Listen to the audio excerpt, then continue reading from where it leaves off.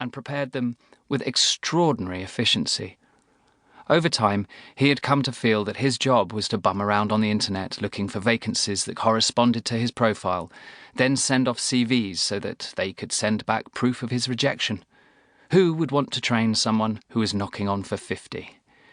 He had managed to dredge up a work placement in a concert venue out in the suburbs and another in an art house cinema, but aside from going out occasionally, keeping abreast of the network problems on the RER and meeting people, it mostly left him with a dreary sense of waste.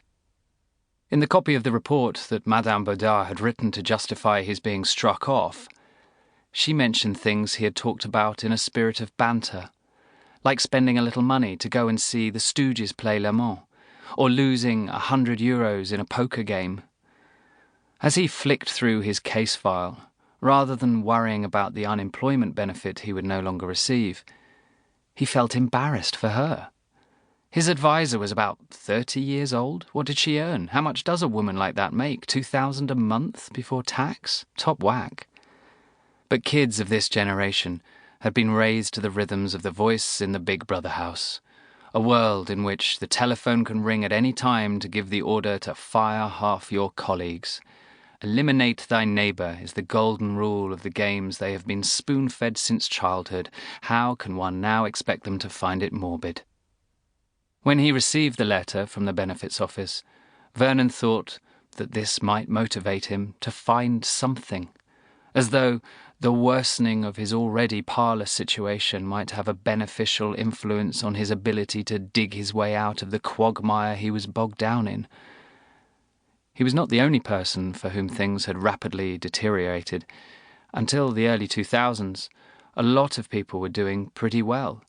You still saw couriers becoming label managers, freelance hacks getting jobs as columnists in TV supplements. Even shiftless wankers ended up running the record department of the local Fnac. At the tail end of the peloton, those least motivated by the prospect of success managed to get by doing contract work for music festivals, working as a roadie on a tour, sticking posters on hoardings.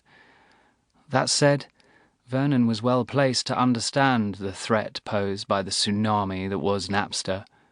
It never occurred to him that the ship would go down with all hands lost. Some said it was karma.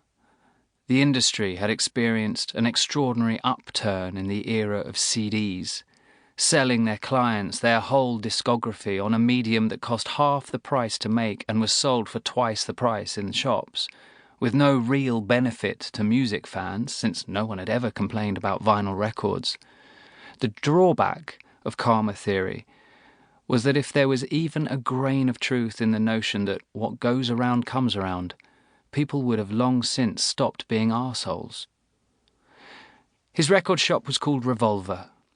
Vernon had started working there as a shop assistant at the age of 20 and taken over when the owner decided to move to Australia, where he became a restaurateur. If anyone had told him that first year that he would spend most of his life in this shop, he would probably have said, "Don't talk shit, I've got too many things I want to do." Only when you get old do you realise that the expression, "fucking hell, but time flies," most appositely describes the workings of the process. He had had to shut up shop in 2006. The most difficult thing was finding someone to take over the lease, to kiss goodbye to the prospect of turning a profit on the deal. But even so, his first year being unemployed, with no benefits since he was self-employed, went well. A commission to write a dozen entries for an encyclopedia of rock, a few days cash in hand manning the ticket desk for some festivals in the suburbs, record reviews for the music press. Meanwhile, he went online and began selling off everything he'd salvaged from the shop. Most of the stock had been sold at a knockdown price, but there was still some vinyl, a few box sets, and an extensive collection of posters and T-shirts he had refused to sell off cheap. On eBay, he made 3 times what he'd anticipated, without any of the fuss of having to keep accurate accounts. You simply had to be reliable, to go to the post office once a week, to be careful how you packaged the merchandise.